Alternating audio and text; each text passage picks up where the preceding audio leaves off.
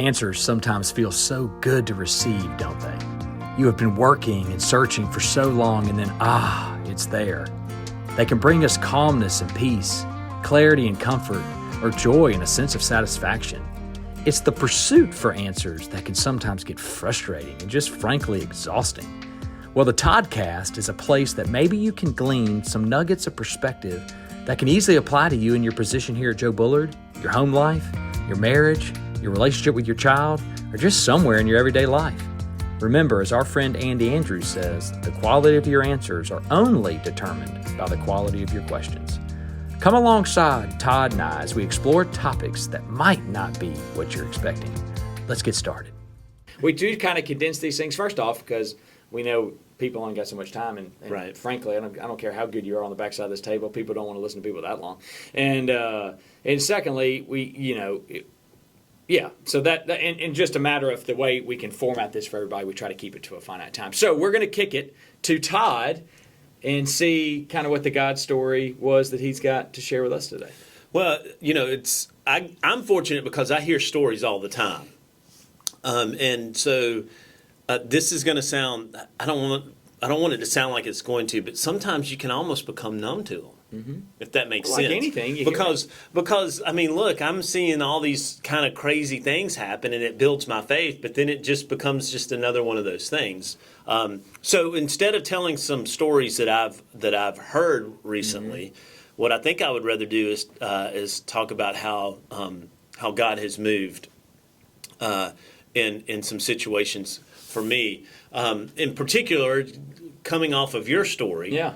One of the things that we really started praying for our kids when they were young was that, when they were like still toddlers or infants, is God, prepare my child to be the person that they need to be for you, and then prepare them a partner that's going to come alongside them at some point in their life, and prepare them to be the person they need to be, so that together they more perfectly mirror you. That's kind of the essence of the prayer that we prayed, and that God, you'd be preparing that person, and so when you've got a child and they go through the middle school and the high school and then the college years, you're right there with them for all the dates, all the girlfriends, boyfriends, for sure.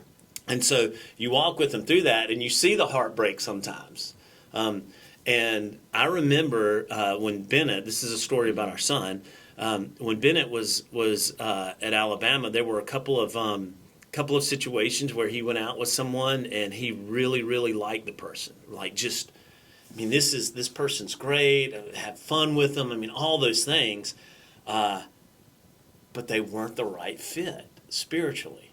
They just weren't where he was. And he wanted to pursue a relationship with Christ, and they were kind of going the opposite direction. They were like, yeah, I grew up in that, but I'm kind of sowing my oats here. Yeah, and so there were 2 or 3 times with our son where he just, this great girl that he really liked, and they dated and had good times and stuff like that, but they wanted to, they were pushing towards things that in places that Bennett just didn't want to go and didn't want to be a part of, and they were starting to live lifestyles, and so I saw that heartbreak with him 2 or 3 times, and in the midst of that, I kept praying, God, I know that there's someone for Bennett that you have, and I just pray that you'd bring them across their paths, bring them together, whatever you need to do, but Lord, I want it to be someone that loves you more than they love my son. And powerful. I want my son to love you more than he loves them. Yeah, right. Yeah, the whole triangle. The whole triangle thing, right? And so we kept praying that. And we went up for an awards banquet on a spring day. It was his junior year. Spring day, college. Beautiful day. Yeah, up in Tuscaloosa. Yeah. And he was winning some awards or something, and so we were going up there, and I never won an award in college. No, me neither. So I never won an award. I don't even know what that is. So I did win a couple. We're up there, and we're walking to this. They do that on the mound there in Tuscaloosa. It's this whole thing, and they have the the girls in the crimson dresses and the guys in the suits and the tie, and they're called the capstone men and women.